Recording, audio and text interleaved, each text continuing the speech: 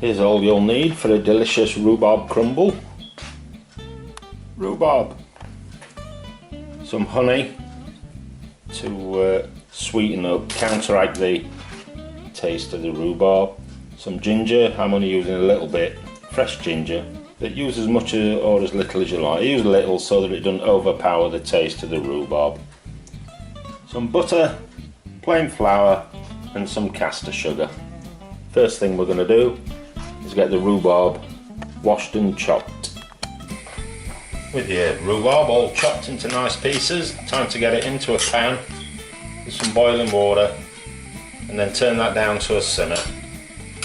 Into there you're going to grate, which I've already mostly done, your ginger,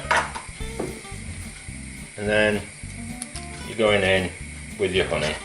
A tablespoon or two of honey, just to counteract the tartness of the rhubarb. So we're going to gently simmer that until most of the water's disappeared and the rhubarb's really softened down. With your rhubarb simmering away, it's time to go in your bowl with your flour, your butter and your sugar.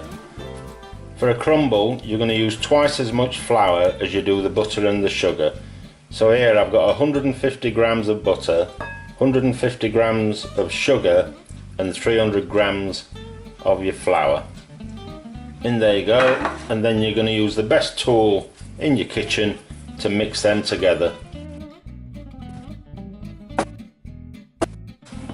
When you've got it resembling something like that, your crumble's ready and you're just waiting now for your rhubarb to reduce down. Once your rhubarb's simmered down to a load of mush, time to put it into your oven-proof dish, and then on there you're going to put the crumble you've made. Don't worry how much crumble you've made, you can never make too much crumble. No one ever complained about getting too much crumble.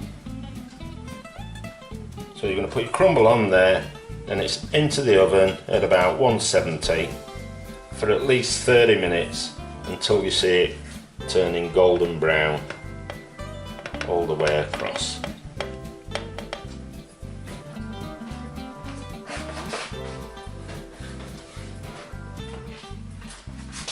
When it's been in the oven and it turns that sort of colour, you're ready to go.